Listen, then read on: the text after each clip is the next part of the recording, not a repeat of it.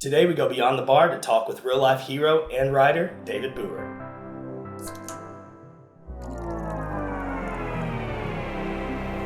Welcome to the Oblivion Bar, a safe haven for all DC comic fans. I'm your host, Khali, and today we go beyond the bar, down to lovely Los Angeles, California, to talk with my new friend, David Booher, who is the writer of Canto, the new hit series by IDW Publishing. How you doing today, David? I'm doing great. You know, it's a week out from San Diego Comic-Con, and I'm just ready to go. Yeah. Man, I wish we could go with you, but... Nah, come on. I've got huge suitcases, so let's go. Oh, yeah. I'll totally be a stowaway. Yeah, totally. I can fit. I'm fun size. Before we get into talking too much about Canto, I want to know, can you tell us about how you got your start into the comic book industry, how you became a writer? I kind of came to comics a little bit late, so I wasn't really a comics reader when I was really young, except for Mad Magazine, believe it or not. Really? I was a huge fan of those fold-ins in the back, and so that was kind of my first exposure to graphic sort of storytelling. But about 12 years ago, I started going to San Diego Comic-Con, and that's where I think my first series I picked up of sort of modern comics was Lock and Key. Really? By IDW, and it's one of my favorite series of all time. Maybe my top series of all time. That's a really great series. Yeah, and it taught me that I had this concept of comics that was totally wrong. It showed me that was a story that you could tell in comics, and then the story itself was unbelievable. So from there, I've just tried as much as I can to catch up on decades worth of comics, and I guess for the last 12 years, that's sort of where I've been. Your new series, Canto, hit the shelves just a few weeks before we've been recording this right here today. It is such an amazing book. It is a special tale. It's touched me. I know it's touched others. Can you tell us a bit about the story? Sure. It's it's an all ages fantasy, and it stars this little tin guy he's been variously described as a clockwork knight. Some people think he looks like a little steampunk robot, that sort of thing. But his people are all enslaved in this fantasy world. They're not allowed to have names or relationships or be in love with any of the others. When they're taken, their hearts are removed and replaced with clocks. So when their time is up, that's it. But our hero, his name is Canto, and he's in love with a little tin girl. And so he's sort of defying everything. And when her clock gets damaged and they can't repair it, he has to go out on this fantastical adventure in his world to find where they take their hearts, to bring hers back, to save her. So it's this sort of selfless hero's journey in a fantastical world that he knows nothing about. So we're sort of discovering the world at the same time he is. Yeah. So there's, these great moments of this wide-eyed wonder and danger. And I hope a lot of hope, actually, for readers who get to take this journey with him. Yeah, I mean, there is so much in this book that you can identify with. I mean, I felt like it took me back to a lot of my own childhood, because Wizard of Oz is my favorite movie of all time, and I read the novel as well growing up. I have a quick story about Wizard of Oz, because I'm a huge fan. So when I was about 12 years old, maybe 10 years old, my local library where I grew up in Ohio, in a small town, had a used book sale, and at that used book sale, I found a copy of Wizard of Oz from 1901. Wow. And I really don't have a lot from my childhood, but I have that book that's stamped on the bottom with my childhood library. And it's one of my just prized possessions, and to be able to tell the story of Canto, which is inspired partly by Wizard of Oz, has just been so special and so personal for me.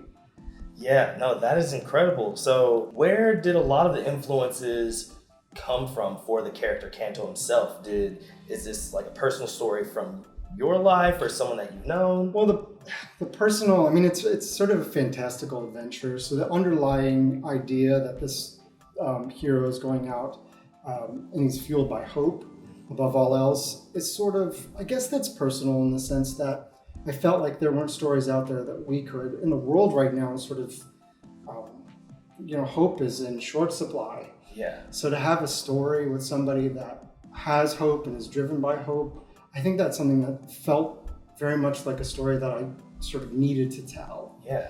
And then the visuals, Drew Zucker, who's the artist on Canto, and he's the co-creator of Canto. Yeah. He came up with a design of Canto, and he had a take on the story, and that's how we got together.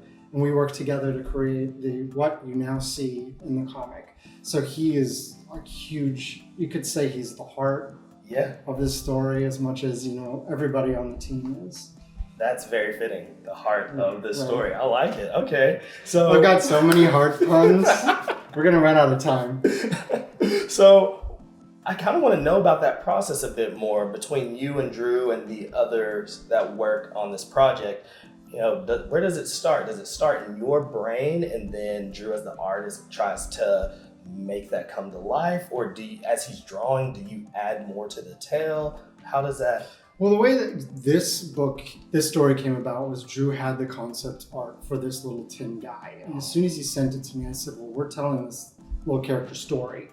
And I think it went through maybe 2 iterations of design before we settled on what we wanted and what we liked for an all-ages story. And from there, we worked on an outline for the story together. And then I wrote the scripts and would give them to him. And he would do... sort of the way comics work generally is the artist usually does like thumbnail sketches, with panel layouts and sort of roughly here's where the characters are standing in each panel and that sort of thing. And then once that's all approved, we go to, he goes to pencils, and so he'll actually draw in what the pictures are. The art is on each page.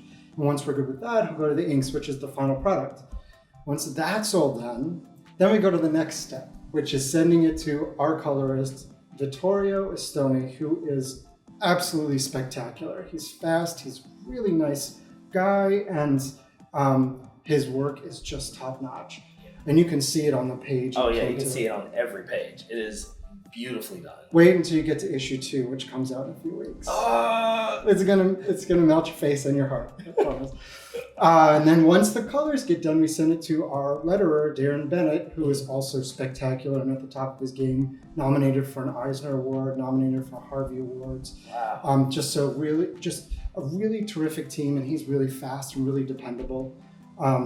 So we've been so lucky in this whole process to have this team come together and love this story. And a funny thing that just happened with Vittorio, who does colors, is he has a rough idea of where the story's going, but we sent him our most recent issue 5 that we're finishing up to go to the printer, and he emails us back and says, I just read page whatever, and all caps and like 15 exclamation points and question marks.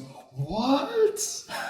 So the fact that we can still surprise our own creative team, I hope bodes well for that. Says a lot. It does. It's a huge thing. Wow. Like I've read issue 1 because that's the only one that's out right now, but I'm waiting and dreaming of issue 2 and the rest of the series to come out, and to know that you guys... I just think you're going to love it. I really, really do.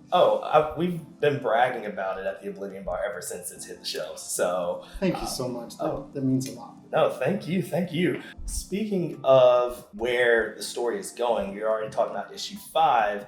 We know that this is a 6-part mini series, or I guess that's just the full story. Or where do you see the story going after issue 6? Will we get more of Canto? Yes, hopefully we will. Viewers out there, if you love Canto, make sure to reach out to IDW and tell them that you want more of it. Yes. So for this, it's 6 issues, and it is a standalone story, but by the time you get to issue 6, there is a strong sort of push forward into the next story arc. So we sort of like to, sort of been thinking about it as the structure of the Lord of the Rings trilogy. Okay. So you have sort of the first movie, which kind of has some closure, but you know they're going to keep going. And then the second and third movies kind of feel almost like a unit together. So that's sort of where we're hoping to take Canto. If we get the opportunity, it's up to you, viewers. Man, I love that. And here you are talking about movies like The Lord of the Rings, which if you're going to try to, model yourself after anything, that's top notch right there. I mean, for fantasy stories and told in long form like that in so many hours, that's just that's how you get all these storylines to keep moving forward and be interesting. And so that's been a really huge influence for us too. Yeah. And I saw that you guys have an animation clip for Canto. Now, that got me really excited, and I want to know, what are your hopes for Canto reaching into other forms of media and other mediums? Sure. So we made Canto because, as a comic, because we had, Drew and I had been reading so many comic books that in series and creator-owned series that all felt the same. And so we knew we wanted to tell a story, and we didn't want to feel like everything else that was out there. And we also just wanted to do what we wanted to do. So Canto, I mean, we designed it down to the page turn is a revelation, and the way the panels are laid out. So it really is designed to be a comic book. With that said, of course, we'd love to push into animated TV or film with it. Yeah. I can't sort of, I don't want to reveal too much about what's happening behind the scenes, but we have a lot of hope that this is going to, Canto will have adventures beyond the page. We'll just put it that way. I'm super excited for this. You guys got to go out and buy this book so we can get something like this in the works. But you keep bringing up this word hope, and I love it because Canto has such a strong message for its readers. What is the main message that you want people to take from the series by issue 6? By issue 6. So I want people to go into the series and feel like no matter how much the odds are stacked against us, there's always hope. And there's hope in doing something for somebody else and going out and putting yourself at risk to help others around you. And by the end of the series, I don't want to ruin too much of it. So by the issue 6, I want people to still feel that same amount of hope, but so Canto doesn't know anything about his world when he goes out. So he has hope, but he doesn't know anything. Yeah. So he doesn't know what's coming. He doesn't know what he's going to face. By the end, he has a much better, it's a coming of age story by the end. So he understands the world better now, but yet somehow he's never shaken that hope that he had at the beginning. Yeah. So. I really love everything about that. And the reason we brought you here today is because we are highlighting you as a real life superhero. I mean, take that in. We really are, because you are a person that's using your talents, your passions, and your influence to make a positive impact on the world. And that is exactly what a book like Canto does. But I want to know, was there or is there a person in your life that you consider to be a real life superhero to you? You know, I was thinking about this, and I would say it's not one person specifically, but it's all the creators out there who put themselves out creatively. Because it's really, I sort of half-jokingly say that before Canto came out, I had all this anxiety about failing, and after Canto came out, I have all this anxiety about succeeding. So it's just a trade-off. It's just a trade-off. So for everybody, and this isn't, I've done comics before this, and they haven't succeeded the way Canto has. So for every creator out there who puts themselves out, and puts their creative, what they've created, whether it's writing, art, music, film, TV, anything, to put that out there for other people to sort of judge and consume. I feel like everybody who does that has to feel like a hero in some measure, because it's so risky and it can just tear you to pieces. But when you get to that point where you're just doing it because you love to do it, and I hope it comes through, because we made Canto because we wanted to tell that story and we love this character. And that's what people have said about the book, is that it just comes through that you love this book. Yeah. And I think it's genuine that way. Definitely. Thank you for those words. Can you give the writers out there that, aspire to be in this industry, can you give them just a quick piece of advice? Yes. So the one thing that I always tell everybody, and I've said it, in various ways, various places, but the best advice that I can think of is, I've been doing comics for, or sort of been in the comics world and meeting people and making friends for 10 or 12 years now. And that was long before I started making any comics. And my experience has been, just make yourself into a person that other people want to spend time with. Awesome. The kind of person that other people want to help, want to see succeed, build other people up, because they're the ones who are going to build you up when you need it and support you when you are sort of finally succeeding. But just be the kind of person that other people want to spend time with, and you can open so many doors for yourself. Yes, thank you for those encouraging words, for real. Well, David, are you ready for what's to come next? Do you even know what's about to happen next? It's that anxiety is just rising again.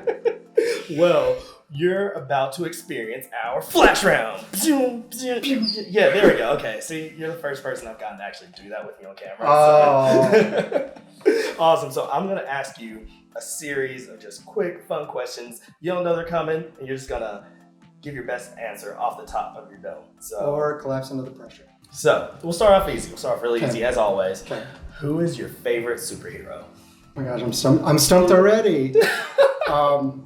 I mean, probably Superman. Superman is always about like doing the right thing. And I don't know if the story even exists, and I don't have the depth in Superman comics and stories. Yeah. But I always wanted to see a story where Superman did everything right and the whole world turned against him. Still. Oh, wow. So what if he did everything exactly the right way, and still the world was like, you are a villain and an alien, and you need to go. Wow. So what would that do to Superman? Okay, DC's gonna hear this and they're gonna say, let's get this man on the book. I'm available. On average, how long does it take you to get dressed in the morning? 30 minutes. 30 minutes. Yes. Wow, that's a confident 30 minutes. Yes, because I walk the dogs. Oh. I'm on the dog schedule. The dogs aren't on my schedule. Oh, wow. Yeah, the dogs run the household. Yep, totally. When was the last time you cried in a movie? In a movie was probably the scene in Toy Story 3. You know what I'm talking about. Yes, when they're about to go to toy hell. Yes, and they're like slowly going down into the furnace. Oh, yeah. Cried then. The last time I cried for watching a TV show was the end of Haunting of Hill House. Really? On Netflix. Watch the show. It's amazing. And I just was there weeping. My husband was in the other room. And he's like, are you okay? I'm just crying. But just get over here and cry with me on this couch. What celebrity would you like to have a drink with?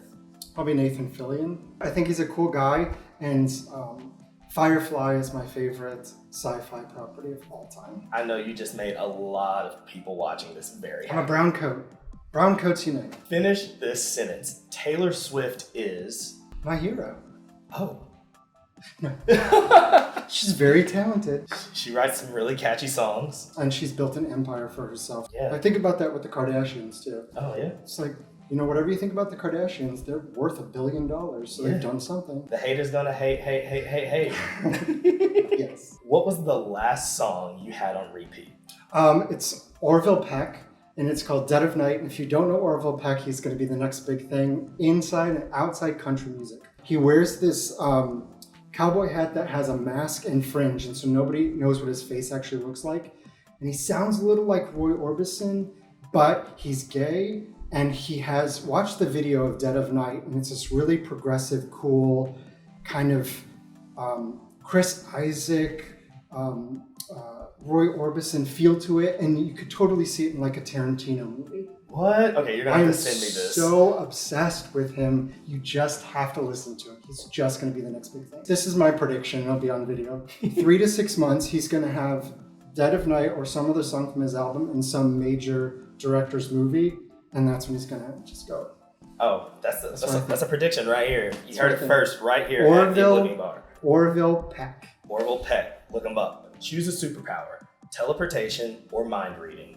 Teleportation, because travel is exhausting. If you were out drinking and you needed a DD, what superhero would you get to be your designated driver? I don't know. Maybe Wolverine, because it would be fun to have a drunk conversation with Wolverine. Okay.